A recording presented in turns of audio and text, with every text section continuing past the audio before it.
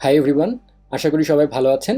আজকের আমি যে বিষয়টা নিয়ে আলোচনা করব সেটা হচ্ছে জাভাস্ক্রিপ্টের বেশ কিছু বেস্ট প্র্যাকটিস নিয়ে।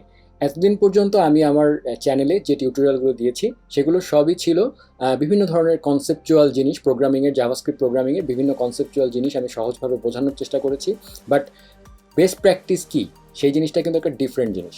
এটা হচ্ছে কোনো কনসেপ্ট না, এটা হচ্ছে কোডিং করতে গিয়ে যখন আপনারা কোডিং করা শুরু করবেন তখন কোন কোন জিনিসগুলো ফলো করা উচিত, যেটা করলে আপনার জন্য ভালো হবে, যেটাকে বেস্ট প্র্যাকটিস বলা হয়। বেস্ট প্র্যাকটিস শব্দটা কিন্তু খুবই বিতর্কিত একটা সাবজেক্ট। কারোর কাছে একটা জিনিস বেস্ট প্র্যাকটিস হতে পারে, কারোর কাছে আরেকটা জিনিসকে বেস্ট প্র্যাকটিস মনে হতে পারে। সো এগুলো আমি যে আজকে যে বেস্ট প্র্যাকটিসগুলো দেখাবো সেগুলোই জাভাস্ক্রিপ্টের একমাত্র বেস্ট প্র্যাকটিস নয়, এরকম অসংখ্য বেস্ট প্র্যাকটিস আছে। ঠিক আছে, সো আমি কিছু জিনিস আজকে লিস্ট করে দেখাবো। আমি 20টা এরকম লিস্ট করেছি, সেগুলো আমি দেখাবো এবং আমি এটাকে একটা সিরিজ আকারে করব। আমি এর পরবর্তী এটা পার্ট 1 আমি এই জন্য নাম দিয়েছি এই ভিডিওটার। সো এরপরে পার্ট 2 আসতে পারে, সেখানে আমি আরও কিছু বেস্ট প্র্যাকটিস দেখাবো, কারণ আমি নিজেও আসলে জানি না, এক জায়গায় আমার কাছে করা নাই যে কোনগুলো বেস্ট প্র্যাকটিস। সো আমি ইন্টারনেট ঘেটে আমি বেশ কিছু বেস্ট প্র্যাকটিস আমার কাছে যেগুলো মনে হয়েছে দেখানো উচিত সেগুলো আমি আজকে লিস্ট ডাউন করেছি এবং এগুলো আপনারা দেখলে আশা করি উপকৃত হবেন। এই বেস্ট প্র্যাকটিসগুলো সব যে রিজিডলি আপনাদেরকে ফলো করতে হবে তা নয়, কিন্তু এটা আপনার পার্সোনাল চয়েস। বাট আমি প্রত্যেকটা বেস্ট প্র্যাকটিস দেখানোর সময় ব্যাখ্যা করব কেন এটা বেস্ট প্র্যাকটিস, ঠিক আছে, যেন আপনাদের বুঝতে সুবিধা হয়। আপনারা যারা আমার যদি আপনারা আমার কথায় কনভিন্সড হন তাহলে আপনারা সেই বেস্ট প্র্যাকটিসটা ফলো করবেন। আর যদি আপনার মনে হয় যে না, আমার কাছে এটা কনভেনিয়েন্ট, এটা আমার জন্য, এটা মানুষ টু মানুষ ভ্যারি করতে পারে, সো এটা আসলে আপনার পার্সোনাল চয়েস। বাট যেটাকে বেস্ট প্র্যাকটিস বলা হয় নর্মালি সিনিয়র প্রোগ্রামার্সরা যেগুলোকে বেস্ট প্র্যাকটিস বলে সেই জিনিসগুলো আমি দেখানোর চেষ্টা করব। সো চলুন শুরু করি।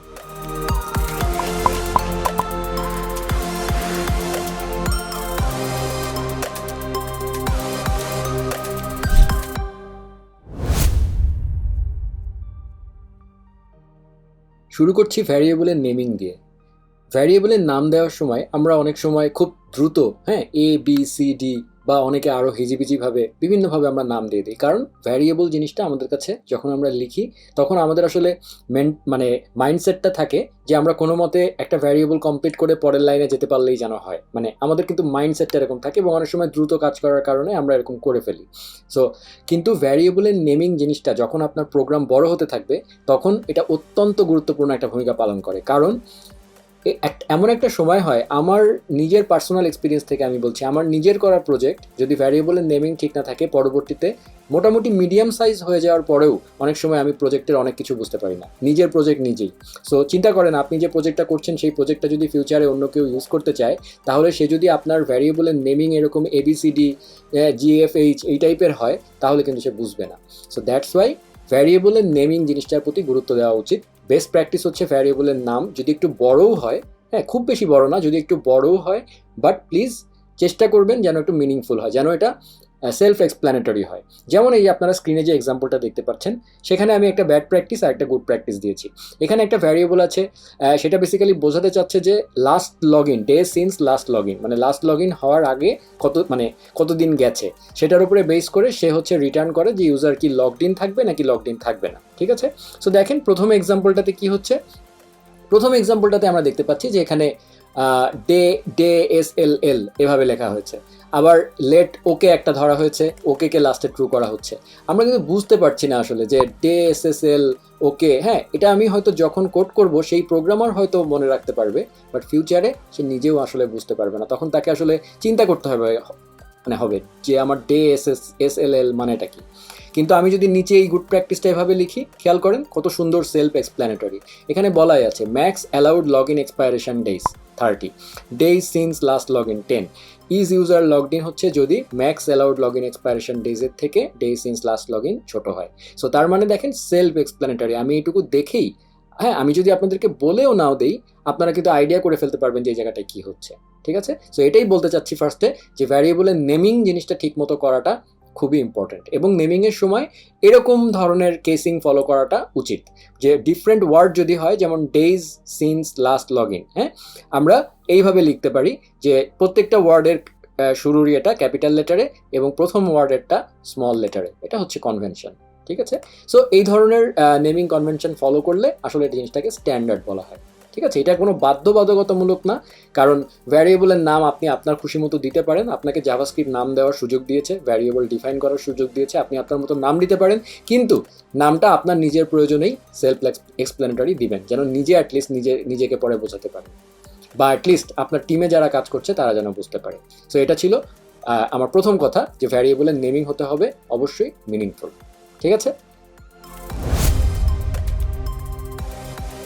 আরেকটা জিনিস যেটা বলতে চাই সেটা হচ্ছে ভ্যারিয়েবলের নামে আমরা অনেক সময় এক্সট্রা ওয়ার্ড ইউজ করি, যেটা আসলে প্রয়োজন নাই, আননেসেসারি। বেশি নেম মিনিংফুল করতে গিয়ে অনেক সময় আননেসেসারি লিখে ফেলি, কারণ বাঙালি হিসাবে আমরা অনেক বেশি কথা বলতে অভ্যস্ত। সো অনেক সময় আমরা বেশি কথা বলে ফেলি। যেমন এখানে আমি একটা এক্সাম্পল দিয়েছি, যেমন আমার একটা ভ্যারিয়েবল আছে নেম ভ্যালু, আর একটা ভ্যারিয়েবল আছে দ্য প্রোডাক্ট। ঠিক আছে, খেয়াল করেন, প্রয়োজন কিন্তু নাই এখানে, ভ্যালু দেওয়ার কিন্তু প্রয়োজন নাই। It doesn't make any sense. Name value, হ্যাঁ, কোনো প্রয়োজন নাই। সো শুধু নেম দিলেই কিন্তু আসলে হয়ে যায়, আমি বুঝে ফেলি। দ্য প্রোডাক্ট, দা একটা অ্যাড করার দরকার নাই, এটা কোনো গ্রামাটিক্যাল সেন্টেন্স না, এটা একটা ভ্যারিয়েবলের নাম। Product is enough. So just দুইটা এক্সাম্পল দিয়ে বুঝলাম যে এরকম নেমিং অনেক সময় দেখা যায়। সো এরকম নেমিং আসলে আপনারা চাইলে অ্যাভয়েড করতে পারেন, কারণ প্রয়োজন তো নাই। হ্যাঁ, সো এটাই হচ্ছে একটা মানে গুড প্র্যাকটিস ব্যাড প্র্যাকটিসের ব্যাপার। কারণ আমি আজকে বারবারই বলেছি যে গুড প্র্যাকটিস এবং ব্যাড প্র্যাকটিস বলতে আমি আসলে সব জিনিস যে একেবারে বাইবেলে লেখা থাকবে যে না এটা এরকমই হতে হবে সেরকম না, এটা আপনার choice. But good practice bad practice বলে যে ব্যাপারটা, সেটা হচ্ছে কোনটা আসলে গুড প্র্যাকটিস, কোনটা আসলে ব্যাড প্র্যাকটিস বা মিডিয়াম ব্যাড প্র্যাকটিস। ঠিক আছে, সো এটা একটা ব্যাপার ছিল যে ভ্যারিয়েবলের নাম বেশি এক্সপ্লেনেটরি করতে গিয়ে আবার আননেসেসারি ওয়ার্ড ইউজ না করাটাই ভালো। এবার আরেকটা জিনিস বলতে চাই, সেটা অনেকটা আমার এর আগে দেখানো এক্সাম্পলের মতোই, কিন্তু এই ক্ষেত্রে ব্যাপারটা হচ্ছে আরেকটু মানে আপনারা এক্সপ্লেন করলে বুঝতে পারবেন যে ভ্যারিয়েবলের নাম আসলে আমরা এমনভাবে দেব না। মানে আমি যেটা বলতে চাচ্ছি যে আমাদের যে কোডিংটা, হ্যাঁ, কোডিংটা কিন্তু একটা ল্যাঙ্গুয়েজ। সো আমি যেটা লিখছি সেটা আসলে একজন প্রোগ্রামার আরেকজন প্রোগ্রামার যদি দেখে, হ্যাঁ, খুব দ্রুত বুঝে ফেলতে পারে, সেটা কিন্তু মানে যে প্রোগ্রামার লিখেছে তার এটা কি বলবো সাকসেস, এটা কিন্তু তার ব্যর্থতা না। অনেক প্রোগ্রামার মনে করেন যে আমি যদি কোডটাকে যত বেশি হিজিবিজি করতে পারবো তত বেশি আমার কোড সিকিউর হবে, এরকম অনেকে মনে করে। এটা কিন্তু টোটালি ভুল একটা কনসেপ্ট, কারণ আপনার কোড যার হাতে চলে গেছে তার কাছে আসলে আর ভ্যারিয়েবলের নেমিং ইম্পর্টেন্ট না, তখন অলরেডি আসলে তার হাতে অ্যাক্সেস চলেই গেছে। সো ওইভাবে চিন্তা করার কোনো প্রয়োজন নাই।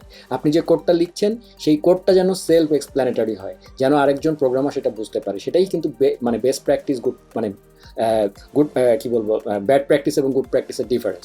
সো দেখেন এই ক্ষেত্রে আমি এমনভাবে একটা নাম অনেক সময় আমরা দেই যেটা বুঝতে গেলে আসলে আমাকে আমার এই জায়গাটার কনটেক্সটটা মনে রাখতে হয়।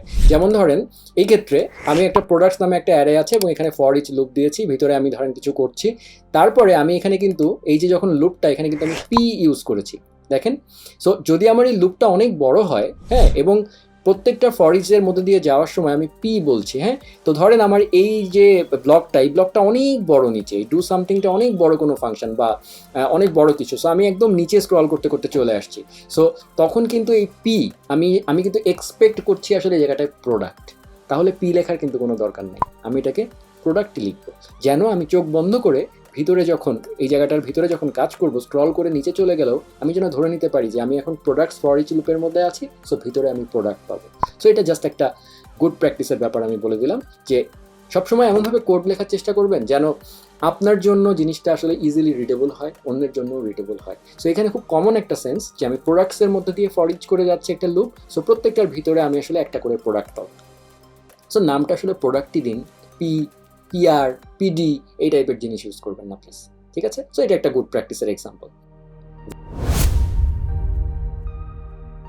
ভ্যারিয়েবলের নেমিংয়ের ক্ষেত্রে আরেকটা লাস্ট জিনিস বলতে চাই, সেটা হচ্ছে বেশি মিনিংফুল করতে গিয়ে অনেক সময় আমরা কোড বেশি লিখে ফেলি।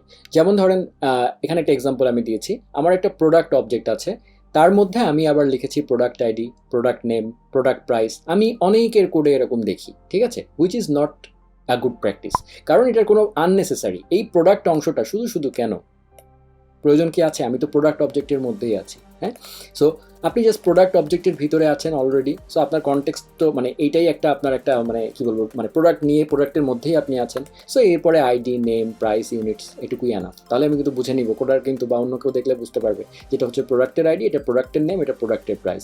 সো আননেসেসারি কনটেক্সট অ্যাড করার আসলে প্রয়োজন নাই, যে আমি যা বোঝাতে চাচ্ছি ভাই আরও বেশি করে বোঝেন মানে বারবার, হ্যাঁ, দরকার নাই। সো এটা একটা গুড প্র্যাকটিস এবং ব্যাড প্র্যাকটিসের উদাহরণ। ভ্যারিয়েবলের নেমিংয়ের ক্ষেত্রে আমরা আমি রুলের কথা বললাম যে আপনারা চাইলে খুব সুন্দর করে মিনিংফুল নেম দিতে পারেন। আমরা জানি যে জাভাস্ক্রিপ্টের সবচেয়ে ইম্পর্টেন্ট জিনিস হচ্ছে ফাংশন, কারণ এটা হচ্ছে ফাংশনাল প্রোগ্রামিং ল্যাঙ্গুয়েজ। আমার একটা বিগ অ্যাপ্লিকেশনে জাভাস্ক্রিপ্টের ফাংশানে অসংখ্য ফাংশানে ভরা থাকবে। সো আপনার কোডটা ইজিলি রিডেবল করার জন্য ফাংশনের নেমিং সুন্দর হওয়াটা অত্যন্ত জরুরি, ঠিক আছে? মিনিংফুল হওয়াটা জরুরি। আমি সুন্দর বলতে মিনিংফুল বুঝছি, মানে ফুল দিয়ে সাজানোর কথা বলছি না, আমি বলছি সুন্দর মানে হচ্ছে মিনিংফুল নাম দেওয়ার চেষ্টা করবেন। যেমন সিম্পল একটা এক্সাম্পল দেখেন, আমার একটা ফাংশন আছে যেটা হচ্ছে ইউজারকে ইমেল পাঠাবে, হ্যাঁ? সো আমি একটা নেম দিয়েছি, একজন নাম দিয়েছে ইমেল, শেষ, আর কিছু নাই। আরেকজন নাম দিয়েছে সেন্ড ইমেল টু ইউজার, ঠিক আছে? সো তার মানে কি, এই যে দুইটা ফাংশন, হ্যাঁ, দেখলে কিন্তু বোঝা যায় যে এইটা হচ্ছে কি করে, এটা কিন্তু কি করছে সেটা বুঝতে দিচ্ছে না, ঠিক আছে? সো চেষ্টা করবেন মিনিংফুল নেমিং দেওয়ার, তাহলে আপনি যখন আপনার নিজের কোডই 1 বছর পরে দেখবেন তখন যেন বুঝতে পারেন। ফাংশনের ক্ষেত্রে আরেকটা বেস্ট প্র্যাকটিস হচ্ছে আমরা অনেক সময় ফাংশনে অনেক আর্গুমেন্ট ইউজ করি, ঠিক আছে? সো এই জিনিসটা অ্যাভয়েড করার চেষ্টা করবেন, যেন আর্গুমেন্ট 2টা বা 3টা, হ্যাঁ, মানে 2টা 3টাও আসলে অনেক, মানে চেষ্টা করবেন আর্গুমেন্ট সংখ্যাটা যত বেশি কমিয়ে রাখা যায়। কারণ যখন আমরা, এটার কারণ হচ্ছে প্রথম কথা রিডেবিলিটি, হ্যাঁ, অনেক আর্গুমেন্ট থাকলে হজবজ লেগে যেতে পারে। আর তার থেকেও বড় কথা হচ্ছে যখন আমরা জাভাস্ক্রিপ্টকে কোনো রকম টেস্টিং ফেজ দিয়ে নিব, মানে আমাদের কোড, আমরা জানি যে টেস্ট করার জন্য আমাদের কোড টেস্টিংয়ের জন্য কিন্তু কিউএ অনেক টেস্টিং টুল আছে, সেই টুলগুলোতে যত বেশি আপনি আর্গুমেন্ট ইউজ করবেন তত টেস্ট কেসগুলো কঠিন হবে, ঠিক আছে? যার কারণে আমি বলতে চাচ্ছি যে চেষ্টা করবেন যে মানে নাম্বার অফ আর্গুমেন্টস, হ্যাঁ, এটাকে যতটা বেশি কমিয়ে রাখা যায়, হ্যাঁ। যেমন এখানে আমি একটা এক্সাম্পল দিয়েছি, এখানে যে গেট প্রোডাক্টস, সেখানে ধরেন আমার এই যে 3টা আর্গুমেন্ট আমি পাঠিয়েছি, সেটা না করে আমি যদি সিম্পল একটা ট্রিক ইউজ করি, আমি যদি এখানে একটা অবজেক্ট হিসাবে পাঠিয়ে দিই, তার মানে কিন্তু নাম্বার অফ আর্গুমেন্টস কিন্তু এখানে একটাই, হ্যাঁ, ভিতরে অবজেক্ট আকারে, মানে এই অবজেক্টের ভিতরে জিনিস আছে, বাট নাম্বার অফ আর্গুমেন্টস কিন্তু একটাই, হ্যাঁ। সো এটা যেটা হবে আপনার টেস্ট কেসে, আপনারা যখন টেস্ট কেস লিখতে যাবেন, হ্যাঁ, তখন আপনারা বুঝবেন টেস্ট কেসে ডেফিনেটলি এটা বেনিফিট দেবে আপনাকে, হ্যাঁ। সো চেষ্টা করবেন আর্গুমেন্টের সংখ্যা একটু কমিয়ে রাখতে, হ্যাঁ, এটা একটা গুড প্র্যাকটিসের উদাহরণ। ফাংশনের আর্গুমেন্টের ক্ষেত্রে আরেকটা জিনিস বলতে চাই যে যত বেশি পারবেন ডিফল্ট আর্গুমেন্ট ইউজ করবেন, হ্যাঁ, মানে কন্ডিশনালস না।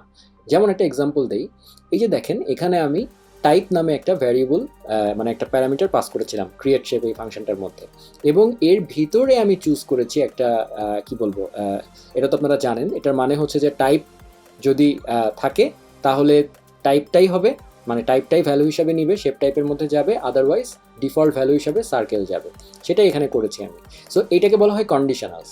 সো এরকম ভিতরে কন্ডিশনালস না করে আমি কিন্তু ডিফল্ট ভ্যালু হিসাবে এভাবেই পাঠিয়ে দিতে পারি, হ্যাঁ। সো আপনার কিন্তু শর্টকাট, এই যে ভিতরে কন্ডিশনাল, ভিতরে আরেকটা ভ্যারিয়েবল তৈরি করা লাগছে, হ্যাঁ, তারপরে তার মধ্যে যে এত কিছু করা লাগছে, এটা না করে অ্যাভয়েড করার চেষ্টা করবেন এই জিনিসটা। সবসময় কন্ডিশনালস ইউজ না করে ডিফল্ট আর্গুমেন্ট যে ফিচারটা আছে জাভাস্ক্রিপ্টে সেটা ইউজ করবেন, যেখানে আমরা ডিফল্ট আর্গুমেন্ট একবার এভাবে বলে দিতে পারি। এর মানে হচ্ছে আমি যদি বাইরে থেকে টাইপের কোনো একটা ভ্যালু বাইরে থেকে পাঠাই তাহলে সেটাই হবে টাইপের ভ্যালু, আদারওয়াইজ সেটা বাই ডিফল্ট সার্কেল পাবে, ঠিক আছে? এটা মনে রাখবেন। ফাংশনের ক্ষেত্রে আমরা যখন প্যারামিটার পাঠাই, হ্যাঁ, প্যারামিটারে সবসময় এই জিনিসটা অ্যাভয়েড করার চেষ্টা করবেন যে অনেক সময় ফ্ল্যাগ টাইপের জিনিস আমরা পাঠাই। যেমন ধরেন একটা এক্সাম্পল দিয়েছি আমি, এখানে একটা ক্রিয়েট ফাইল একটা ফাংশন, সেই ফাংশনটার কাজ হচ্ছে, আমরা নাম শুনেই বুঝতে পারছি এটা কাজ কি, ফাইল ক্রিয়েট করা, তাই না? কিন্তু দেখেন ভিতরে আবার চেকিং আছে, ইজ পাবলিক হলে একরকম, এলস হলে আরেক রকম। খেয়াল করেন দুইটা কিন্তু একই কাজ করছে, fs.create, এটাও fs.create, হ্যাঁ। সো আমি কিন্তু, মানে তার মানে কি, এখানে কাজ ছিল শুধু ফাইল ক্রিয়েট করা, কিন্তু এখানে ভিতরে আবার পারমিশন চেকিং করা হচ্ছে, বা পাবলিক নাকি প্রাইভেট সেটা চেক করা হচ্ছে, ঠিক আছে, বা প্রাইভেসি চেক করা হচ্ছে। প্রয়োজন নাই, এটাকে ভাগ করে ফেলবেন। যেটা করবো আমরা ইজ পাবলিককে বাইরে থেকে পাঠাবোই না, হ্যাঁ। সো আমরা যদি গুড প্র্যাকটিস দেখি, এই যে ক্রিয়েট ফাইল নামে আমার একটাই ফাংশন আছে, ক্রিয়েট পাবলিক ফাইল নামে আমার আরেকটা ফাংশন আছে, ঠিক আছে। সো আমি তাহলে কি করলাম, জাস্ট এটাকে রিফ্যাক্টর করে ফেললাম, ইজ পাবলিক এই ধরনের ফ্ল্যাগ আমি ভিতরে দিলাম না, এই চেকিংটা ভিতরে রাখলাম না, আমি দুটাকে আলাদা করে ডিকাপলড করে ফেললাম, ঠিক আছে, মানে আলাদা করে ফেললাম। এবং তাতে যেটা হবে, মানে এটা একটা গুড প্র্যাকটিস আর কি, এটা বলা হয় অনেক কি বলবো, এটার মানে পারফরমেন্স কোনো ইস্যুজের কারণে না, কিন্তু আমি আজকে যেগুলো দেখাচ্ছি ম্যাক্সিমামই পারফরমেন্সে কোনো ইম্প্যাক্ট করবে না, জাস্ট আপনার কোডটাকে একটু সুন্দর করবে, একটু রিডেবল করবে, একটু গুড প্র্যাকটিসের মধ্যে ফেলবে। কারণ যারা সিনিয়র প্রোগ্রামার, আমি নিজেও খুব বেশি কিন্তু জাভাস্ক্রিপ্ট জানি যে তা না, হ্যাঁ। সো আমিও কিন্তু আজকে যেগুলো দেখাচ্ছি সেগুলো কিন্তু আমি পড়াশোনা করে বের করেছি যে what are the good practices, হ্যাঁ। আমাকে অনেকেই রিকোয়েস্ট করছে গুড প্র্যাকটিসেস কী কী। সো এটা ওয়ান অফ দেম, যে অনেকেই অনেক ভালো ভালো প্রোগ্রামাররা বা সিনিয়র প্রোগ্রামাররা সাজেস্ট করেন যে এই যে ফ্ল্যাগ জাতীয় জিনিস যেগুলো, সেগুলোকে যতটা বেশি, কারণ একটা ফ্ল্যাগ না তো, এরকম ফ্ল্যাগ অনেক হতে পারে। তখন কি হবে, এই যে ইস্যু চেকিংয়ের ব্যাপারটা, হ্যাঁ, এই চেকিংটার জন্য আপনাকে বাইরে থেকে একটা প্যারামিটার পাঠাতে হবে ফাংশনকে। প্রথম কথা, ফাংশনের প্যারামিটারও বাড়তেছে, তাতে যেটা হয় কিউএ যারা করবে তাদের টেস্ট কেসটা বেড়ে যায়, হ্যাঁ। সো এই জিনিসটাও মাথায় রাখা উচিত আমাদের ডেভেলপারদের, যে যত বেশি আমি কন্ডিশন চেকিং কমাতে পারবো, আমি যত বেশি ক্ষুদ্র ক্ষুদ্র ফাংশনে ভাগ করতে পারবো তত বেটার। সেটার জন্য যদি ফাংশন বাড়ে কোনো সমস্যা নেই, ফাংশন বাড়াটা কোনো খারাপ কিছুর লক্ষণ না, ঠিক আছে। সো এটা একটা গুড প্র্যাকটিস, আপনারা মনে রাখবেন যে চেষ্টা করবেন এই ধরনের ফ্ল্যাগ জাতীয় জিনিসগুলোকে বাইরে থেকে না পাঠিয়ে দরকার হলে তার জন্য ফাংশন আলাদা করে ফেলাটা বেটার। এটা একটা গুড প্যাটার্ন। আর একটা খুবই খুবই ইম্পর্টেন্ট গুড প্র্যাকটিস নিয়ে বলতে চাই, সেটা হচ্ছে ফাংশনাল প্রোগ্রামিং ল্যাঙ্গুয়েজ বলতে আসলে কি বোঝায়। এক একটা ফাংশন এক এক ধরনের কাজ বা ভার্ব, ঠিক আছে। সো চেষ্টা করবেন ওই ফাংশনের নাম আপনি যেটা দিচ্ছেন, ওই ফাংশনের যে কাজটা করার কথা সেই একটা কাজই যেন ও করে। এর বেশি মাল্টিপল কাজ যদি সে করতে যায়, তাহলে ওই ফাংশনটাকে রিফ্যাক্টর করে মাল্টিপল ফাংশনে ভাগ করে নেওয়াটাই বেটার। যেমন একটা এক্সাম্পল দিচ্ছি আমি এখানে দেখেন নোটিফাই ইউজার্স নামে একটা ফাংশন আছে, ঠিক আছে।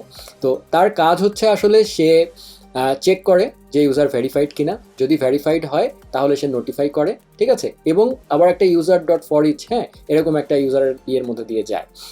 এখন আমি এই ফাংশনটাকেই দেখেন, সে কিন্তু আসলে দুইটা কাজ করছে। একটা কাজ তো সে নোটিফাই করছেই, এর বাইরে কিন্তু আবার দেখেন ভেরিফাইড একটা চেক করা হচ্ছে, তাই না।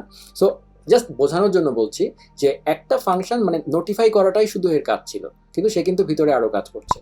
সো আমি দেখেন এখানে এটাকে রিফ্যাক্টর করে দুইটা ভাগে ভাগ করে ফেলেছি। নোটিফাই ভেরিফাইড ইউজার দিয়েছি ফাংশনের নাম, এবং ইউজার ভেরিফাইড যেটা, সেটাকে একটা আলাদা ফাংশনে লিখে নিয়ে এসেছি।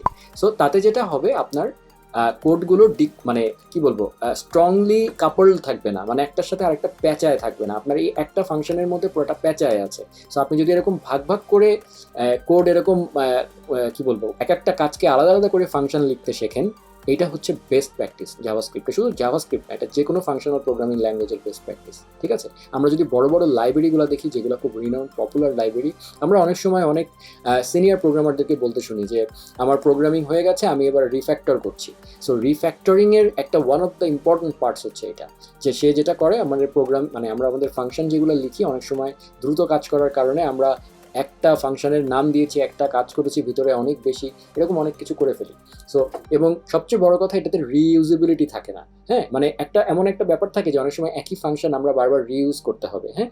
সো আমি চাইলে এই ফাংশনালিটিটা আরেকটা জায়গায় ইউজ করতে পারি, কিন্তু আমি যদি এই যে ধরেন নোটিফাই ইউজার্স এবং একই সাথে এই যে ইউজার ভেরিফাইড কিনা, এই ইউজার ভেরিফাইড চেকিংটা আমাকে অন্যান্য জায়গায়ও করতে হয়, অন্য কাজেও করতে হয়। সো আমি যদি এই কাজটাকে আলাদা করে ফেলি, তাহলে এই ফাংশনটাকে কিন্তু আমি অন্য কাজের সাথেও ইউজ করতে পারবো, ঠিক আছে। সো আশা করি বুঝতে পেরেছেন।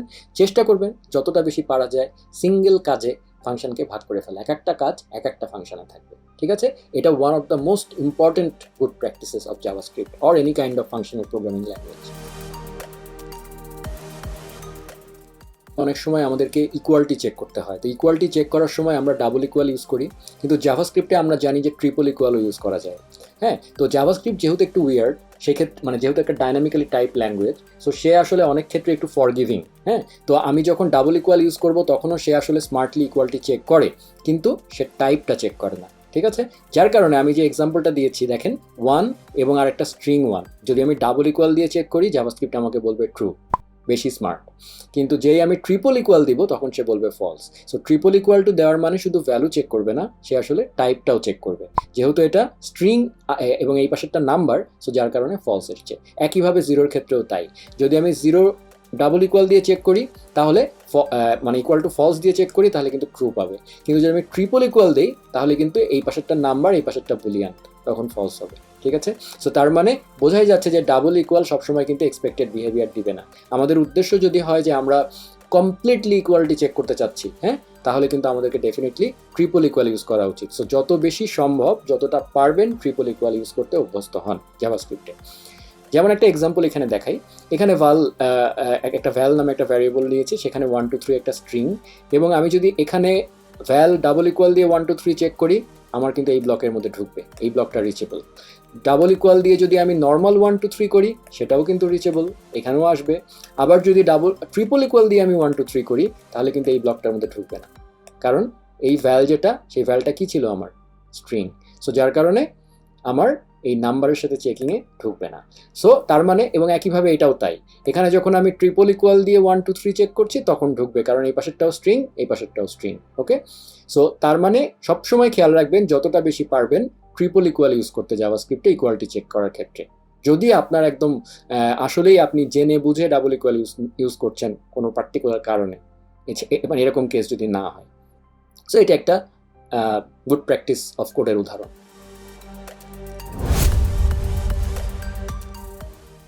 এবার আরেকটা খুবই ইম্পর্ট্যান্ট বেস্ট প্র্যাকটিস নিয়ে বলতে চাই, যেটা আপনাদের আসলে অ্যাপ্লিকেশন ডেভেলপ করার সময় খুব বেশি লাগতে পারে।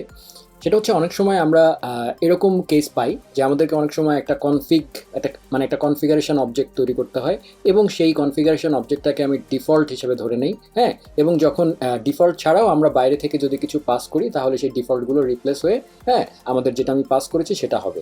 সো অনেকটা বিভিন্ন ধরনের কনফিগারেশন ফাইলের মতো সেটিংস বা এই টাইপের জিনিসপাতি। যেমন দেখেন, এখানে আমার একটা এক্সাম্পল দিয়েছি যে ক্রিয়েট শেপ, এটা হচ্ছে আমার একটা ফাংশন, মেইন ফাংশন, এবং শেপ কনফিগ বলে আমার একটা ভ্যারিয়েবল আছে, সেখানে আমার কিছু জিনিস ডিফল্ট সেট করা আছে, টাইপ, উইডথ, হাইট। ঠিক আছে, এখানে টাইপ দেওয়া আছে সার্কেল। যদি আমি ক্রিয়েট শেপে এই কনফিগটা পাস করে দিই, তাহলে সেই অনুযায়ী সে আসলে, মানে আমার উদ্দেশ্য হচ্ছে আমি ক্রিয়েট শেপ ফাংশনের মধ্যে একটা কনফিগ বাইরে থেকে পাঠাবো। যদি সেটা না, মানে পাঠাইতে গিয়ে কিছু ভ্যালু আমি না দিই বা একেবারেই কিছু না দিই, তাহলে সে ডিফল্ট এইটা নেবে। হ্যাঁ, তো সেটাকে আমরা তাহলে যদি আমাকে ম্যানুয়ালি করতে হয়, তাহলে এইভাবে আমি করতে পারি যে আমি যে কনফিগটা পাঠাবো চেক করব, যেহেতু এই তিনটা জিনিসই আমাকে আসলে চেক করতে হবে, যেহেতু তিনটাই আমার প্রপার্টি। দেখেন, ইন্ডিভিজুয়ালি প্রত্যেকটা আমাকে কিন্তু চেক করতে হচ্ছে অবজেক্ট ডট, কারণ যদি সেটা আমার ইউজার বাইরে থেকে না পাঠায়, তাহলে তো এরর দিবে, কারণ অবজেক্ট ডট পাবে না, এরর দিবে। সো যার কারণে আমাকে এইভাবে চেক করে করে ভ্যালু অ্যাসাইন করতে হয়েছে। ওকে, সো দিয়ে আমি এখানে ফাংশনটা কল করেছিলাম। সো এইটা একটা ওয়ে, হ্যাঁ, যেটা হচ্ছে আমি বলছি ব্যাড প্র্যাকটিস।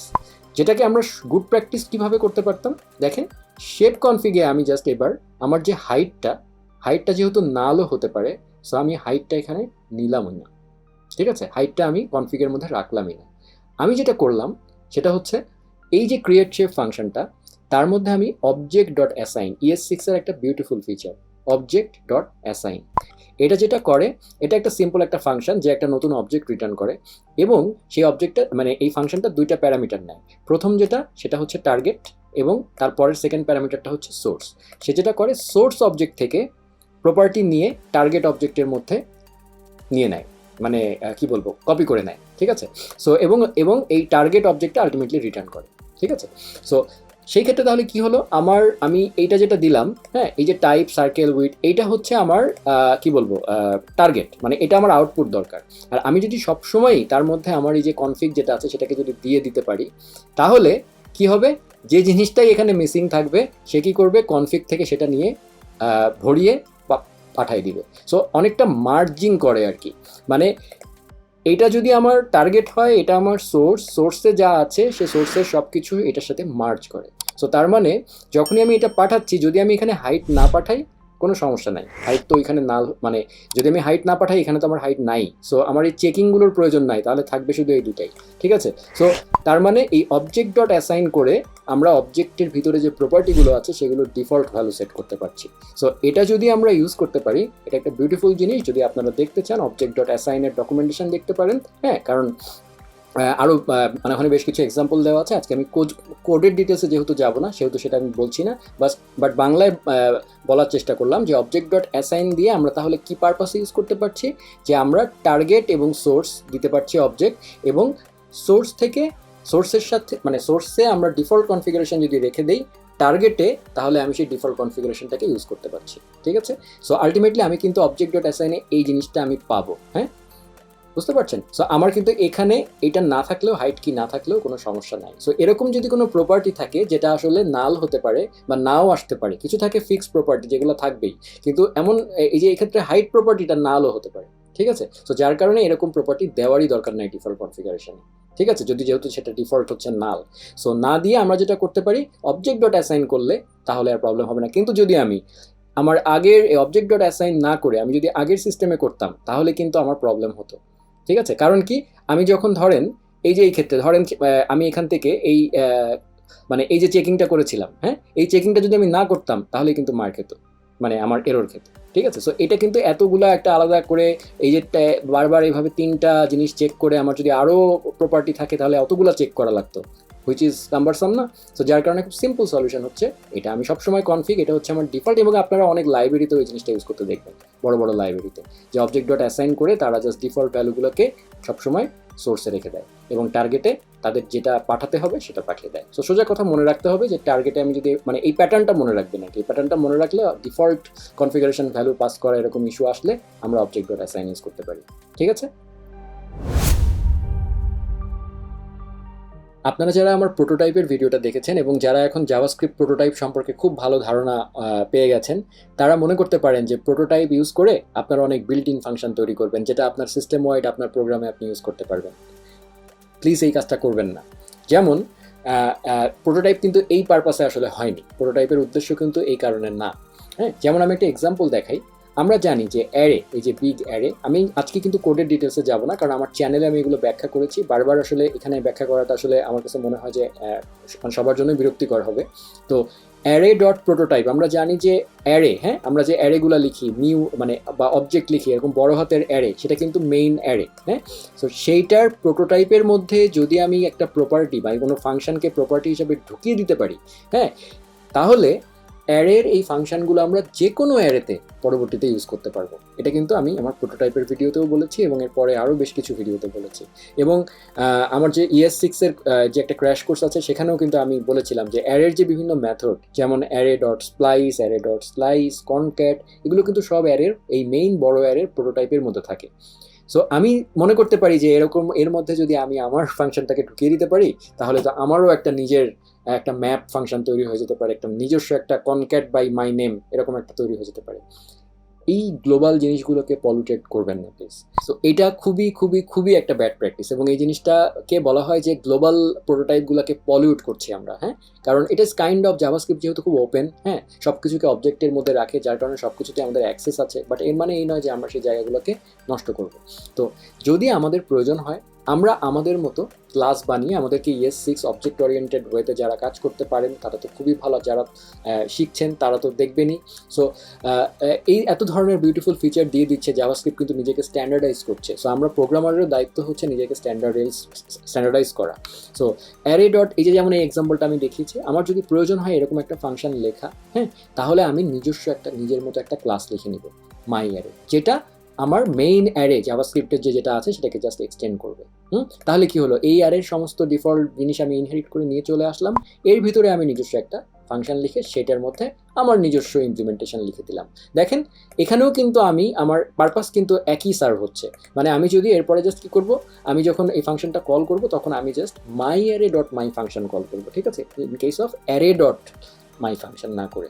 জাস্ট এই ডিফারেন্সটা তো আরও ভালো হলো। আপনার এই যে মাই অ্যারে, আপনার নিজস্ব অ্যারে, আপনার যেহেতু নিজের নাম দেখতে ভালো লাগছে এখানে দিতে, তো তাহলে সেটা তো আমরা এখানেও দিতে পারি, নিজস্ব একটা ক্লাস তৈরি করে নিতে পারি।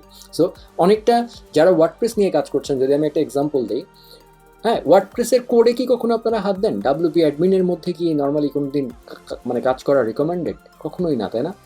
WP ইনক্লুডস, WP আপলোডস, হ্যাঁ, এইসব মানে সরি আপলোডস বলছি, WP ইনক্লুডস বা WP অ্যাডমিন, এগুলো কিন্তু কোর। এই কোডের মধ্যে কিন্তু আমরা কখনো হাত দিই না। বা যখন আমরা নোড.js নিয়ে যারা কাজ করেন, নোড.js কোনো লাইব্রেরি ইউজ করেন, তখন কি library node dot JS npm node modules ফোল্ডারের মধ্যে ঢুকে কখনো এডিট করেন? কখনো তো আপনারা সেটা করেন না, কারণ আপনারা জানেন যে সেটা ব্যাড প্র্যাকটিস। এটাও সেম তাই, যে আপনি জাভাস্ক্রিপ্ট মেইন যে ল্যাঙ্গুয়েজ তার প্রোটোটাইপের মধ্যে প্লিজ নিজস্ব ফাংশন ঢুকিয়ে দেবেন না। এটা খুবই ব্যাড প্র্যাকটিসের একটা এক্সাম্পল, ঠিক আছে? কারণ এটা ইম্প্যাক্ট করবে আপনার এই কোডটা যদি আরও অনেক বড় স্কেলে চলে যায়, হ্যাঁ, পরবর্তীতে দেখা যাবে আপনি এই প্রোটোটাইপ পলিউট করতে গিয়ে এমন একটা কাজ করে ফেলেছেন যেটার কারণে এক্সপেক্টেড কোনো বিহেভিয়ার, গ্লোবাল বিহেভিয়ার নষ্ট হয়ে গেছে, ঠিক আছে? সো প্লিজ এই জিনিসটা অ্যাভয়েড করবেন, এটা সবসময় ব্যাড প্র্যাকটিস। এবার একটা ছোট্ট জিনিস দেখিয়ে ফেলতে চাই, সেটা হচ্ছে কন্ডিশনাল শর্ট হ্যান্ড ব্যবহার করার নিয়ম। সো আমরা মানে নিয়ম ঠিক না, এটা একটা গুড প্র্যাকটিস ব্যাড প্র্যাকটিসের উদাহরণ। যে যেমন আমরা এখানে দেখেন is valid is equal two triple is equal two true আমাকে চেক করতে হচ্ছে, তাই না? এরকম করে আমরা ট্রু ফলস অনেক সময় অনেকে চেক করি, ঠিক আছে? বাট সেটা আমরা খুব সংক্ষেপে, এরকম যদি বুলিয়ান চেকিং হয়, ঠিক আছে, আমাকে কোনো কন্ডিশন চেক করতে হয়, তাহলে আমরা জাস্ট এই ফরম্যাটটা ইউজ করব।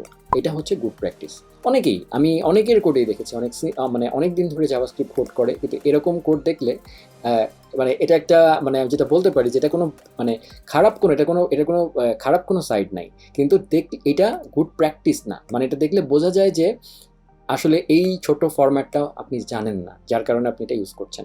কারণ ডেফিনেটলি আপনি এটা জানলে কেন আপনি এইভাবে লিখতে যাবেন? কারণ এই ট্রিপল ইকুয়াল ডাবল ইকুয়ালের মধ্যে ইনফ্যাক্ট কন্ডিশন হয়, মানে মানে মানে প্রবলেম আছে। যেমন আপনি যদি এরকম করেন তাহলেই কিন্তু ব্যাপারটা অন্যরকম, ঠিক আছে? সো এই ট্রিপল ইকুয়ালের ঝামেলা থেকে মুক্তি যেহেতু আপনাকে দিয়েই দিয়েছে এইভাবে জাভাস্ক্রিপ্ট, সো আপনি এটা কেন ইউজ করবেন না? সুন্দর জিনিসগুলো ইউজ করি। সো এটা একটা ওয়ান অফ দ্য গুড প্র্যাকটিসের এক্সাম্পল, ঠিক আছে? এবার আমি আপনাদেরকে আরেকটা গুড প্র্যাকটিস সম্পর্কে দেখাবো। যেমন এখানে একটা সিম্পল ক্লাস আছে, সেখানে 3টা মেথড আছে, হ্যাঁ, সেট ইউনিট, সেট প্রাইস এবং সেভ। আর এখানে আমি নিউ প্রোডাক্ট একটা, মানে এই প্রোডাক্ট ক্লাসটাকে ইউজ করে আমি একটা নতুন প্রোডাক্ট এখানে ডিফাইন করছি। আমি ব্যাগ একটা প্রোডাক্ট ডিফাইন করছি, তারপরে আমি ইউনিট সেট করব, প্রাইস সেট করব এবং ফাইনালি সেভ কল করব। সেট প্রাইস দিয়ে প্রাইস সেট হচ্ছে, সেট ইউনিট দিয়ে ইউনিট সেট হচ্ছে এবং ফাইনালি প্রোডাক্ট ডট সেট করে আমি আউটপুট দেখব।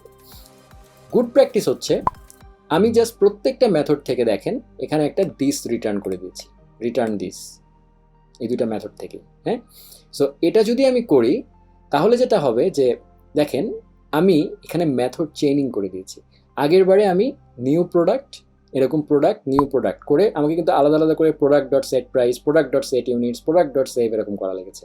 বাট এখানে আমি যদি জাস্ট একটা করে দিস রিটার্ন করে দিতে পারি প্রত্যেকটা মেথড থেকে, তাহলে প্রোডাক্ট নিউ প্রোডাক্ট করেছি dot set price dot set units dot save, আমার কিন্তু কত সুন্দর রিডেবল। দেখেন আমি একটা নতুন প্রোডাক্ট তৈরি করলাম, তার প্রাইস সেট করলাম 600 টাকা, তার ইউনিট সেট করলাম 2টা ইউনিট নেব আমি, ডট সেভ, সেভ বা অন্য যে ফাংশনই থাক না কেন, ঠিক আছে? সো এই মেথড চেইনিংটা একটা বিউটিফুল ভ্যালু এডিশন, ঠিক আছে? সো এটা আপনারা ইউজ করতে পারেন যখন ক্লাস ইউজ করবেন, ক্লাস বেসড কোনো কিছু ইউজ করবেন, ঠিক আছে? এটাকে বলা হয় মেথড চেইনিং। এটা একটা বেস্ট প্র্যাকটিসের উদাহরণ।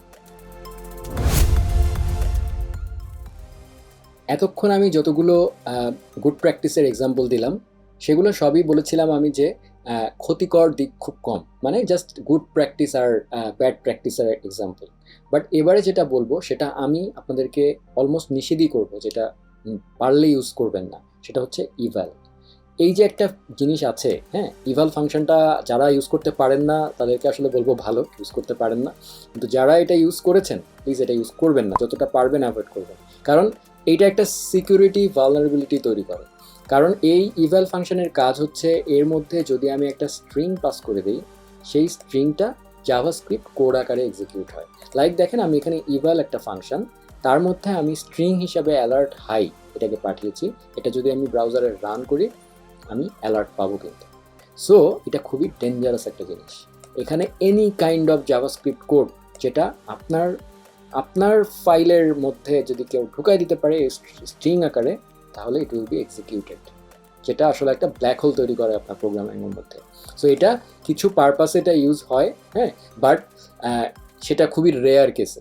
সো যতটা পারবেন কোডে, আমি আর পার্সোনালি আমার কখনোই এটা ইউজ করার প্রয়োজন হয়নি, হতে পারে হয়তো ফিউচারে, বাট যদি ইউজ করেন তাহলে অ্যাটলিস্ট জেনে রাখবেন যে এটাকে যেটা ইউজ করছেন সামহাউ এটাকে যেন প্রোটেক্ট করেন আপনি, আর যদি যতটা পারবেন অ্যাভয়েড করাটাই বেটার, ঠিক আছে? এবারে আপনাদেরকে আরেকটা গুড প্র্যাকটিস সম্পর্কে দেখাতে চাই। সেটা হচ্ছে খেয়াল করেন, আমরা অনেক সময় আমরা জানি যে ইফ, জাভাস্ক্রিপ্টে ইফ যখন আমরা লিখি, হ্যাঁ, তখন যদি সেটা ওয়ান লাইন এক্সপ্রেশন হয় তাহলে আমরা অনেক সময় সেকেন্ড ব্র্যাকেট ইউজ করি না। যেমন এটা একটা যে if some variable exist X is equal to false. So এটা আমরা নর্মালি অনেকেই করি, আমরা মনে করি যে বাহ, আমার তো সেকেন্ড ব্র্যাকেট ইউজ করার কী দরকার, আই এম স্মার্ট, ঠিক আছে? বাট এটা আসলে স্মার্টনেস দেখাতে গিয়ে আসলে অনেক ক্ষেত্রে এটা মানে আমাদের অনেক ধরনের ভুলের কারণ হয়ে দাঁড়ায়, হ্যাঁ, কারণ আমরা তো আসলে মানুষ, এবং আমাদেরকে অনেক সময় প্রোগ্রামারদেরকে অনেক দ্রুত কোড করতে হয়, হ্যাঁ। সো আপনি যদি এই মাইন্ডসেট নিয়ে চলেন যে যখনই আমি মানে আপনার যদি এইভাবে অভ্যাস হয়ে যায়, তাহলে অনেক সময় আপনার ভুল হওয়ার মানে আপনি প্রন টু হয়ে যাবেন মানে এরর করার জন্য। কারণ আপনি সিম্পলি তখন আপনার একটা মাইন্ডসেটে চলে আসতে পারে, তাহলে তো এটাও তাই, হ্যাঁ। তো দেখেন, খেয়াল করেন, বাই চান্স লিখতে গিয়ে আপনার ভুল হয়েই যেতে পারে। যেহেতু আপনি এইভাবে লিখে অভ্যস্ত, আপনার মাইন্ডসেটে চলে আসতে পারে ইন্ডেন্টেশন ম্যাটার্স, হ্যাঁ। বাট এখানে কিন্তু আসলে ইন্ডেন্টেশন ম্যাটার্স না, হ্যাঁ। এই জিনিসটাকে দেখেন, আমি যদি আমার এডিটরে সেভ করি, আমার ইয়েসক্লিন প্লাগইন এটাকে এমনিতেই এক লাইনে নিয়ে চলে যাচ্ছে। সো ইন্ডেন্টেশন কিন্তু জাভাস্ক্রিপ্টে ম্যাটার করে না, ঠিক আছে, পাইথনে করে, বাট জাভাস্ক্রিপ্টে কিন্তু করে না। সো খেয়াল করেন, আমি একটু আগে যেটা দেখালাম, এই যে এরকম, এটা দেখলে মনে হয় যে ইফ সাম ভ্যারিয়েবল এক্সিস্টস, তাহলে এটাও হবে এটাও হবে, কিন্তু আসলে ব্যাপারটা কিন্তু তা না, হ্যাঁ। যেটা হবে ইফ সাম ভ্যারিয়েবল এক্সিস্ট, শুধু এই কাজটা হবে, এটা কিন্তু ইফের উপরে ডিপেন্ড করবে না। সো এইভাবে কোড লেখাটা পারলে অ্যাভয়েড করবেন, কারণ হচ্ছে এইভাবে কোড লেখাটাই আসলে বেস্ট, হ্যাঁ। সবসময় ব্র্যাকেট ইউজ করা, ঠিক আছে। ব্র্যাকেট ইউজ করলে অনেক সুন্দর লাগে। প্রথম কথা হচ্ছে যে আপনার কোডগুলো অনেক, কি বলবো, বুঝতেও সুবিধা হয়। এডিটরও দেখেন, আমি এখানে মাউস নিলে আমাকে এটার এন্ডিং দেখিয়ে দিচ্ছে, ঠিক আছে। সো এই যে এখানে আমি একটা প্লাগইন ইউজ করছি, সেই প্লাগইনটা আমাকে একদম ফাংশনের স্টার্ট টু এন্ড দেখিয়ে দিচ্ছে। সো এই সুবিধাগুলো পাওয়া যায়, ঠিক আছে। সো এরকম ওয়ান লাইনে সেকেন্ড ব্র্যাকেট ইউজ না করে কোড না লেখাটাই বেটার আর কি, যেটা আমি বলবো। এবার আমি আপনাদেরকে আরেকটা জিনিস দেখাতে চাই, সেটা হচ্ছে প্রোটোটাইপের ক্ষেত্রে আর কি। নর্মালি আপনারা যারা ক্লাস ইউজ করবেন তাদের ক্ষেত্রে এটা অ্যাপ্লিকেবল না, কিন্তু যারা ভ্যানিলা প্রোটোটাইপ ইউজ করে কাজ করতে চান তাদের ক্ষেত্রে ব্যাপারটা ইম্পর্টেন্ট। যারা আপনারা আমার প্রোটোটাইপের ভিডিও দেখেছেন তারা অলরেডি এটা জানেন, হ্যাঁ। বাট যারা দেখেননি তাদের জন্য লিঙ্ক অবশ্যই ডেসক্রিপশনে থাকবে, দেখে নেবেন। প্রোটোটাইপ জানাটা জাভাস্ক্রিপ্টের জন্য খুবই ইম্পর্টেন্ট, আমি হাইলি রেকমেন্ড করবো ভিডিওটা দেখে আসতে। আর এই জিনিসটা আপনাদেরকে, এই প্র্যাকটিসটা আপনাদেরকে দেখাতে চাই, যেটা আসলে পারফরমেন্সের ক্ষেত্রে ইম্প্যাক্ট করে, ঠিক আছে। সো এখানে আমার একটা ফাংশন আছে। আমরা জানি যে জাভাস্ক্রিপ্টে প্রত্যেকটা ফাংশনই একটা কনস্ট্রাক্টর ফাংশন, হ্যাঁ। এবং স্পেসিফিকলি যখন আমি এর মধ্যে এরকম দিস, হ্যাঁ, এরকম ক্লাসের মতো করে ভিতরে ফাংশনের মধ্যে আমরা যখন ইউজ করব, তখন সেই জিনিসটাকে আসলে এরকম প্লেয়ার, হ্যাঁ, এটাকে কনস্ট্রাক্টর ফাংশনও বলা হয়, ঠিক আছে। সো জাভাস্ক্রিপ্টে প্রত্যেকটা ফাংশনই বাই ডিফল্ট হচ্ছে কনস্ট্রাক্টর ফাংশন, মানে তার মধ্যে কনস্ট্রাক্টর হওয়ার গুণাবলী অলরেডি থাকে, ঠিক আছে। সো আমরা এভাবে মানে জাভাস্ক্রিপ্টে যে কোনো ফাংশনের মধ্যে দিস দিয়ে লিখতে পারি। সো এখানে জাস্ট একটা ফাংশন, তার প্লেয়ার নামে একটা কনস্ট্রাক্টর ফাংশন, তার মধ্যে নেম এবং এজ প্যারামিটার হিসেবে নেয়, এবং this dot name this dot age সে সেট করে প্যারামিটারের ভ্যালুগুলোকে, এবং তার একটা মেথড আছে প্লে, ঠিক আছে, যেটা জাস্ট যে নামটা আমি পাঠাবো সেই নামটা ইজ প্লেইং এটা বলবে। সো এটাকে যখন আমরা কল করব তখন আমরা এইভাবে একটা নতুন প্লেয়ার, হ্যাঁ, সাকিব নামে একটা নতুন প্লেয়ার, এই কাঠামোটাকে ইউজ করে যেরকম আমরা ক্লাসে করি সেরকম একটা অবজেক্ট তৈরি করতে পারি। সাকিব এবং 35 নাম এবং এজ পাঠিয়ে দিচ্ছি। ফাইনালি আমি সাকিব ডট প্লে কল করলে এই ফাংশনটাই কল হবে। সো এই প্রসেস তো ঠিক আছে, কিন্তু এই প্রসেসে একটা ফ্ল আছে। ফ্লটা কি? যদি আমি এখানে সাকিব ছাড়াও আমি যদি তামিম নামে আরেকটা তৈরি করি, এবং আমি যদি এখানে কনসোল ডট লগ করি, কনসোল ডট লগ সাকিব, এবং আমি কনসোল ডট লগ তামিম, দুজনকেই করলাম, ঠিক আছে। আমি যদি এটা রান করি এখন, খেয়াল করেন সরি, আমি তামিমের ক্ষেত্রেও মনে হয় একই নাম পাঠিয়েছি। আচ্ছা, এটাকে আমি তামিম পাঠাই। দেখেন দুইটাই আমি পেয়েছি, এবং এখানেও দেখেন প্লে ফাংশনটা আছে, তামিমের মধ্যেও প্লে ফাংশনটা আছে, মানে নিজের অবজেক্টের মধ্যেই কিন্তু প্লে ফাংশনটা আছে। কিন্তু আমরা যদি এটার বডিটা দেখি, তাহলে কিন্তু আমাদের প্লে ফাংশনের কিন্তু আসলে কমন মেথড, এটা কিন্তু দুজনের মধ্যে থাকার প্রয়োজন ছিল না। ক্লাস বেসড হলে আসলে জিনিসটা এরকম হতো না। তার মানে আমি যত অবজেক্ট তৈরি করব, রিয়েল লাইফ অবজেক্ট, সে এই কাঠামোটা ইউজ করে এই প্লে ফাংশন, এবং আমার যদি আরও মেথড থাকে এই স্টাইলে লিখলে, আমার সব মেথড আসলে আমার প্রত্যেকটা অবজেক্টের মধ্যে চলে যাবে। এবং আমার যদি এখানে আরও অনেক মেথড থাকে, তাহলে অনেক বড় অবজেক্ট তৈরি হবে, যেটা কখনোই পারফরমেন্ট হবে না, এবং এটা আসলে পারফরমেন্স ইম্প্যাক্ট করবে একটা সার্টেন স্টেজে গিয়ে। সো এই প্যাটার্নটাকে আমরা চাইলে ইগনোর করতে পারি, আমরা এটাকে ভালো করে লিখতে পারি। কিভাবে? গুড প্র্যাকটিস হচ্ছে, আমি এটাকে মুছে দিলাম। আমি যদি এবার জাস্ট একটু ডিফারেন্ট ওয়েতে লিখছি, এই আমি যেটা করলাম এবার জাস্ট প্লে যে মেথডটা, যেটা কমন মেথড, সেটাকে আমি এইটার প্রোটোটাইপের মধ্যে ঢুকিয়ে দিলাম, আর কোনো কিছু না। এইবার যদি আমি সেম জিনিসটা রান করি,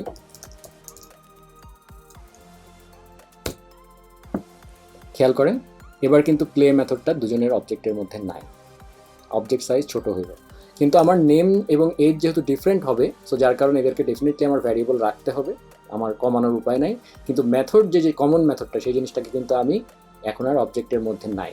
তার মানে ব্যাপারটা হচ্ছে এটা এখন পারফেক্ট একটা ক্লাসের মতো আসলে কাজ করছে, কারণ এই মেথডটা, এই প্লে মেথডটা যত অবজেক্ট আমি তৈরি করব সবার মধ্যে আসলে চলে গেছে।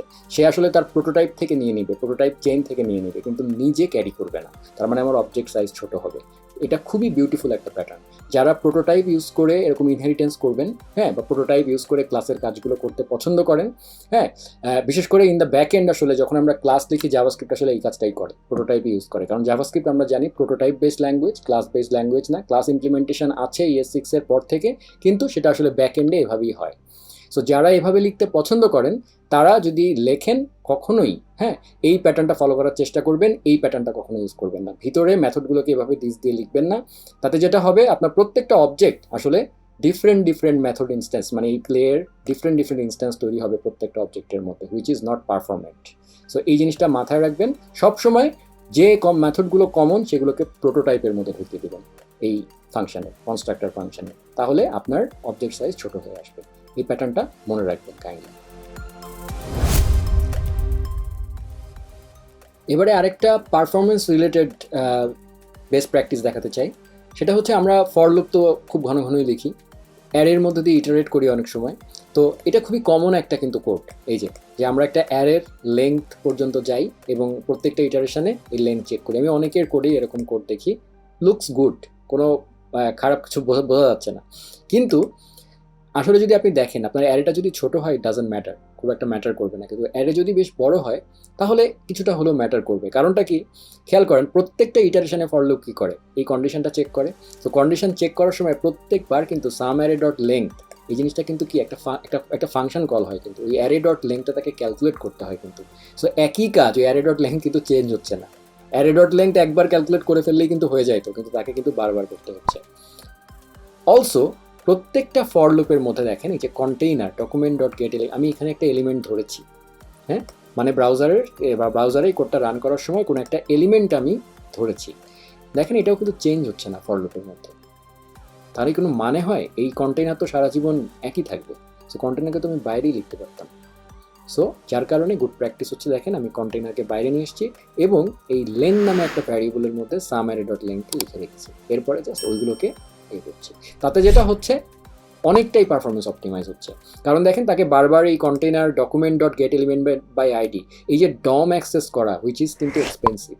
আপনি প্রত্যেকটা লুপের মধ্যে কিন্তু আপনার যদি এই অ্যারেটার সাইজ, যদি অ্যারেটা 500 এলিমেন্টের একটা অ্যারে হয়, 500 বার document dot get element by ID করতে হতো, এখন একবার করতে হচ্ছে। প্লাস অ্যারে ডট লেংথও ক্যালকুলেট করতে হতো 500 বার, তা না করে এখন একবার করছে। ঠিক আছে? সো ডম অ্যাক্সেস সবসময় কমানোর চেষ্টা করবেন। এবং ফর লুপের ক্ষেত্রে যে জিনিসগুলো লুপের সাথে সম্পর্কিত না, যে জিনিসগুলো চেঞ্জ হচ্ছে না, যে জিনিসগুলো আমি ভিতরে জাস্ট ইউজ করছি, সেগুলোকে অ্যাক্সিডেন্টালি ফর লুপের মধ্যে দিয়ে দেবেন, which is a very bad practice. আরেকটা গুড প্র্যাকটিস নিয়ে বলতে চাই যে, আপনারা অলরেডি আমার লেট ভার কনস নিয়ে আলোচনা দেখেছেন। এর আগে আমি এটা নিয়ে ডেডিকেটেড টিউটোরিয়াল দিয়েছি, অসংখ্য টিউটোরিয়ালে বারবার এদের মধ্যে পার্থক্য বুঝিয়েছি, হয়েস্টিং, হ্যাঁ, তারপরে আরও অন্যান্য বিভিন্ন টপিক নিয়ে আলোচনা করার সময় এটা আমি বলেছি যে লেট, ভার এবং কনস্ট তিনটা কিন্তু এক জিনিস না, এবং তিনটা ডিফারেন্ট পারপাসে ইউজ হয়। লেট ভার আগে জাভাস্ক্রিপ্টে ভারই ছিল, ES6 এর আগে, ES6 এর পরে লেট কনস্ট্যান্ট এসছে। এগুলোর মধ্যে ডিফারেন্সে আমি যাব না, শুধু এটুকুই বলবো যে যতটা বেশি পারবেন ভার ইউজ করুন, মানে ভার ইউজ করা অ্যাভয়েড করে লেট এবং কনস্ট্যান্টের সাথে হ্যাবিচুয়েটেড হয়ে যান, লেট এবং কনস্ট্যান্ট ইউজ করুন। ঠিক আছে? যেসব জায়গায় আপনার ভ্যারিয়েবল কখনো চেঞ্জ হবে না, সেখানে কনস্ট্যান্ট ইউজ করুন। আর যেসব জায়গায় মনে করতে পারেন যে না, এটা আমার চেঞ্জ হতে পারে, হ্যাঁ, পরবর্তীতে আমার ভ্যালু, মানে এই ভ্যারিয়েবলটার ভ্যালু চেঞ্জ হতে পারে আমার কোডে, তাহলে সেটাকে লেট ইউজ করুন। That's it. কারণ আমরা জানি লেট হচ্ছে লক স্কোপ, মানে আপনি যখন একটা ফাংশনের মধ্যে লেটকে ইউজ করবেন, সেই লেটটা কিন্তু বাইরের সেম নামের আরেকটা ভ্যারিয়েবলের সাথে কলিট করবে না। ঠিক আছে? একইভাবে কনস্ট্যান্টও তাই। কিন্তু ভ্যারিয়েবল কিন্তু ফাংশন স্কোপ, যার কারণে সে কিন্তু গ্লোবালের সাথে সবসময় একটা পলিউশন মানে কি বলবো, একটা কলিশনে থাকে। মানে অনেক সময় গ্লোবালকে আমরা অ্যাক্সিডেন্টালি চেঞ্জ করে ফেলতে পারি, যেটা থেকে বাঁচানোর জন্যই কিন্তু জাভাস্ক্রিপ্ট আমাদেরকে লেট এবং কনস্ট্যান্ট গিফট করেছে। So use that gift. Okay, আরেকটা গুড প্র্যাকটিস নিয়ে বলতে চাই, সেটা হচ্ছে মানে এটা ব্যাড ঠিক না, হ্যাঁ, বাট আরেকটু বেটার ওয়েতে লেখা যায়, মানে জাস্ট কোড রিডেবিলিটি আর কিছুই না। হ্যাঁ, যে আমরা অনেক সময় একাধিক ভ্যারিয়েবল আমাদের প্রোগ্রামে প্রয়োজন হয়, তাই না? তো আমরা একটার পর একটা ভার লিখতে থাকি, ঠিক আছে? সেটা না করে চেষ্টা করবেন সমস্ত ভ্যারিয়েবলগুলোকে এক জায়গায় একবার ভার লিখেই কিন্তু এখন করা যায়। আপনি জাস্ট ভার একটা লিখলেন, কমা দিয়ে তারপরে পরেরগুলোর নাম দিয়ে দিলেন, এটার মানে কিন্তু একই, কিন্তু এটা হচ্ছে একটা শর্টকাট। হ্যাঁ, তো এই শর্টকাটটা জাভাস্ক্রিপ্ট কেন করেছে? কারণ আননেসেসারি বারবার ভার লিখতে হয়, বারবার ভার লিখতে গেলে আমার আসলে কি বলবো, একটু হলেও তো বেশি কোড লেখা লাগছে, তাই না? একই জিনিস বারবার করছি, তো সেটাকে কমানোর জন্য এই জিনিসটা করে দিচ্ছে। সো আমরা তাহলে এই জিনিসটা ইউজ করবো, ডেফিনেটলি এটা লুকস বেটার, ঠিক আছে? সো এটা একটা গুড প্র্যাকটিসের এক্সাম্পল। এবারে আমার পার্সোনাল প্রেফারেন্সে একটা গুড প্র্যাকটিসের কথা বলি, সেটা হচ্ছে সেমিকলন ইউজ করার ব্যাপারে। আপনারা জানেন যে জাভাস্ক্রিপ্টে এখন লাইন বাই লাইন সেমিকলন না ইউজ করলেও জাভাস্ক্রিপ্ট ইন্টেলিজেন্টলি সেটা বুঝতে পারে। হ্যাঁ, কিন্তু আমি এটা হাইলি আপনাদেরকে রিকোয়েস্ট করব, please don't get rid of this semicolon, ঠিক আছে? কারণ সেমিকলন ইউজ করাটা কোনো খারাপ কিছু না, সেমিকলন আমাদের রিডেবিলিটি বাড়ায়, কমায় না। এবং সবচেয়ে বড় কথা যে অনেক প্রোগ্রামারকে আমি দেখেছি সেমিকলন ইউজ করাটাকে, মানে যেহেতু সে সেমিকলন ইউজ করছে না, সে নিজেকে স্মার্ট মানে মনে করে যে ইটস স্মার্ট কোডিং। হ্যাঁ, উইদাউট মানে আমি বলতে শুনেছি যে আমি কেন সেমিকলন ইউজ করবো, আই এম স্মার্ট, ঠিক আছে? So we are smart, programmers are always smart. এবং যেহেতু আপনি জাভাস্ক্রিপ্ট বা এই ধরনের ডাইনামিক ল্যাঙ্গুয়েজ শিখতে এসছেন, you are definitely smart person. But স্মার্টনেসের থেকেও বড় কথা হচ্ছে as programmers we are human beings. So যেটা হয়, we are error prone. So আমাদের এরর হওয়াটা আসলে আমাদের কন্ট্রোলে নাই, অনেক ক্ষেত্রেই অনেক সিরিয়াস হওয়া সত্ত্বেও আমাদের এরর হয়ে যায়। সো আমাদের কিছু গুড প্র্যাকটিস এবং ব্যাড প্র্যাকটিসের ব্যাপারটা আসলে এরকমই, যে সবসময় পারফরমেন্সের ইস্যুটা না, মানে আমাদের প্র্যাকটিসটা যদি আমরা এভাবে করি তাহলে আমরা এররটা কিছুটা কমাতে পারি। সেমিকলন যদি আপনি ইউজ করাটা যদি আপনার অভ্যাস হয়ে যায়, সেটা আপনি আসলে এটার বেনিফিট পাবেন। কারণ আপনার সেমিকলন ইউজ করলে একটা স্টেটমেন্ট থেকে আরেকটা স্টেটমেন্ট আলাদা থাকবে। যেমন খেয়াল করেন এখানে যে জিনিসটা দেখানো হয়েছে, ঠিক আছে? সো এখানে সরি, আমার এখানে একটা মিস হয়ে গেছে। তো শিট, আমি যেহেতু আমার এডিটর একটা প্লাগইন ইনস্টল করা আছে, যার কারণে সে অটোমেটিক খেয়াল করেন আমাকে সেমিকলন বসিয়ে দিচ্ছে আর কি।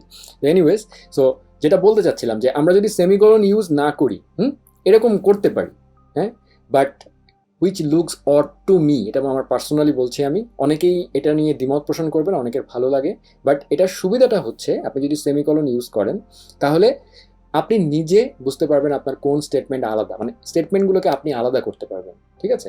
যেমন যেসব জায়গায় সেমিকলন ইউজ করা উচিত সেসব জায়গায় সেমিকলন, বাই চান্স যদি আপনি নিউ লাইনে না যেয়ে কোনো কারণে আপনার লাইন এক লাইনে লিখে ফেলেন তাহলে কিন্তু এরর আসতে পারে। এবং সবচেয়ে বড় কথা, সেমিকলন ইউজ না করার কারণে কতদিন মানে প্রোডাকশানে নষ্ট হয়েছে এরকম এক্সাম্পল আমাদের নিজেদের, আমরা যারা অ্যাপ্লিকেশন এন্টারপ্রাইজ লেভেলে কাজ করার অভ্যাস আছে, হ্যাঁ, তারা জানি যে ছোট্ট একটা সেমিকলন মিস করার কারণে কি ভয়ঙ্কর, মানে এরর খুঁজে যাচ্ছি আমরা দিনের পর দিন, কোথায় কোথায় কেন এরর আসতেছে না, সেমিকলনের কারণে, একটা সেমিকলন মিসের কারণে। সো সেটাই বললাম যে চেষ্টা করবেন সেমিকলনটা রাখার যতটা বেশি পারবেন, মানে একটা সেমিকলন দিতে তো আসলে খুব বেশি সময় লাগে না।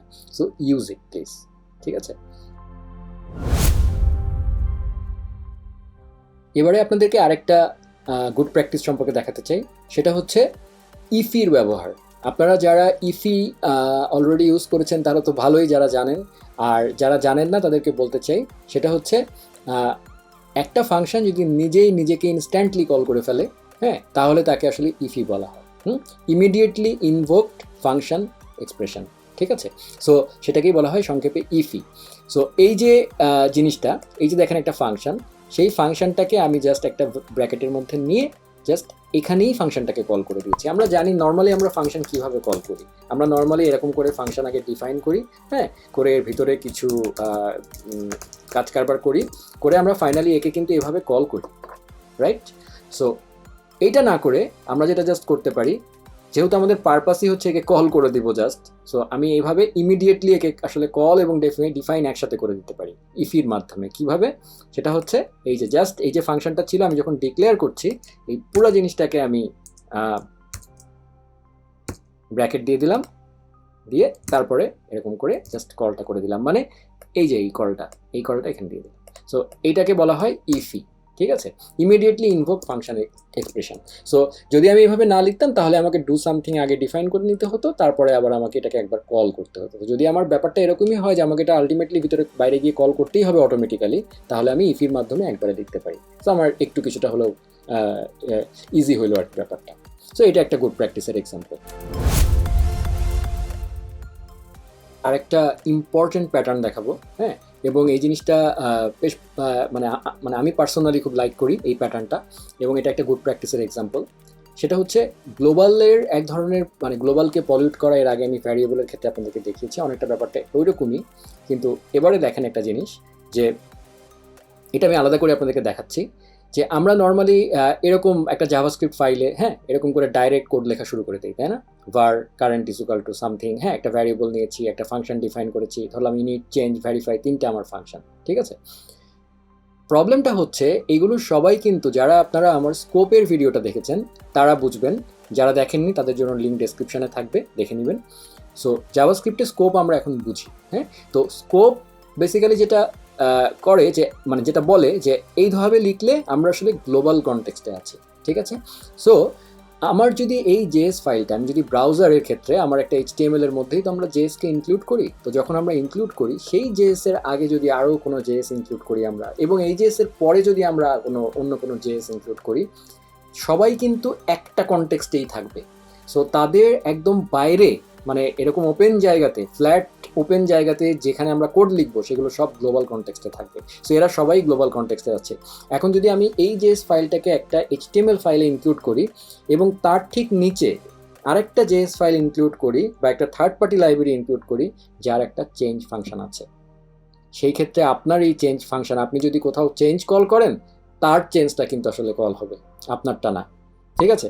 সো এই প্রবলেম দূর করার জন্য একটা প্যাটার্ন আছে, সেটাকে বলা হয় মডিউল প্যাটার্ন, যে আপনি আপনার নামটাকে সিকিউর রেখে আপনার মানে কল করবেন এমনভাবে যে আপনার আসলে প্যাটার্ন ঠিক রেখে করবেন, এবং আপনার সাথে আরেকজনের কখনোই কলিশন হবে না, ঠিক আছে। সেটাকে বলা হয় মডিউল প্যাটার্ন। তো এটাই আমরা এখন, ব্যাড প্র্যাকটিসটা আমি কমেন্ট আউট করে দিচ্ছি, গুড প্র্যাকটিসটা এবার ওপেন করছি। খুব ভালো করে খেয়াল করেন, আমার জাস্ট আগের যে কোডটা ছিল সেই কোডটাকে একটু আগে আমি দেখিয়েছিলাম আপনাদেরকে ইফির ব্যবহার, ঠিক আছে। আমি এই পুরো জিনিসটাকে প্রথমে এই যেখানে আসছি একটা নর্মাল ফাংশনের মধ্যে, হ্যাঁ, এই হচ্ছে একটা, এই ইফি ভুলে যান, জাস্ট নর্মাল এই ফাংশন বডিটা চিন্তা করেন। আমার আগের পুরো কোডটাকে আমি নর্মাল একটা ফাংশনের মধ্যে নিয়ে এসেছি, এইটুকু জাস্ট, এটুকু হাইলাইট করেছি, এটুকু দেখেন, জাস্ট একটা নর্মাল ফাংশনের মধ্যে নিয়েছি, এবং আমি এই ফাংশনটাকে থেকে রিটার্ন করে দিয়েছি আমার এই জিনিসগুলো, ভিতরে যে ফাংশন, চেঞ্জ, ভেরিফাই, হ্যাঁ, এই তিনটা জিনিসকে আমি রিটার্ন করে দিয়েছি। এবং সে করার সময় আমি একটা, এই যে কারেন্ট যে ভ্যারিয়েবলটা না, এটাকে ইনফ্যাক্ট আমি রিনেমও করে দিয়েছি। লাইক আমি এখান থেকে রিটার্ন করার সময় এটার মান হচ্ছে এলিয়াস দেওয়া, হ্যাঁ, মানে আমি যখন মানে বর্তমান নামে আমি আসলে এখানে বর্তমান লিখেছি, সো আপনারা যে খুশি নাম দিতে পারেন।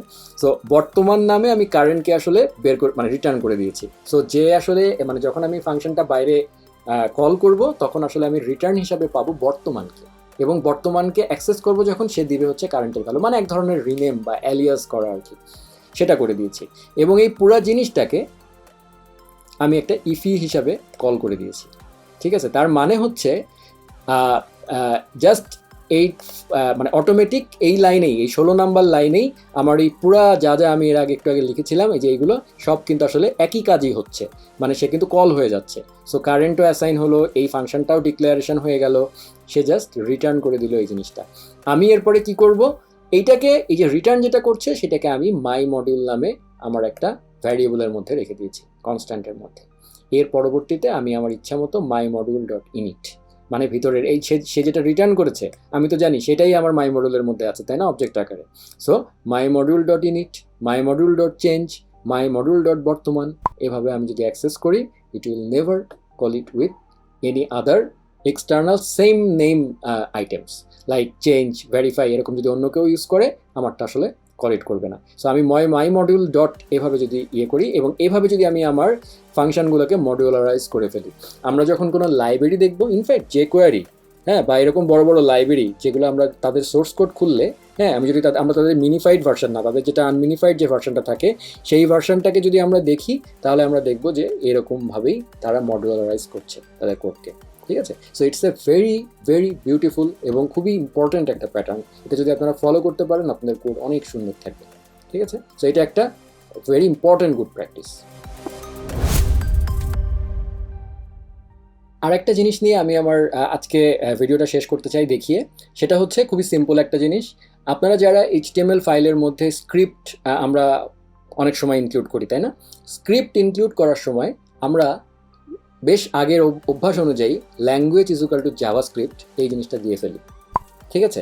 সো এই জিনিসটা দেওয়াটাকে গুড প্যাটার্ন বলা, মানে গুড প্র্যাকটিস বলা হচ্ছে না। হ্যাঁ, কারণ হচ্ছে এই জিনিসটা খুব সামনেই ডেপ্লিকেট হয়ে যাবে। ইনফ্যাক্ট আপনারা যদি VS কোড ইউজ করেন, মোটামুটি বেশ আপডেটেড রাখেন VS কোডকে, VS কোড এডিটরেও যখন আপনারা এরকম স্ক্রিপ্ট ট্যাগের সাজেশন নিতে যাবেন, স্ক্রিপ্ট, হ্যাঁ, খেয়াল করুন এই যে দুইটা অপশন আছে, স্ক্রিপ্ট, সোর্স। আর এটা যদি আমি সোর্স সহ এটা নেই, দেখেন এখানে কিন্তু ল্যাঙ্গুয়েজ নাই, বাট এর আগে ছিল বেশ পুরানো VS কোড ভার্সনে language is equal to JavaScript বসে যেত। ঠিক আছে? সো এই জিনিস, এটা এখন ডেপ্রিকেট হয়ে যাবে। সো যে জিনিসটা ডেপ্রিকেট হয়ে যাবে সেই জিনিসটা ইউজ করাটা definitely is a bad practice.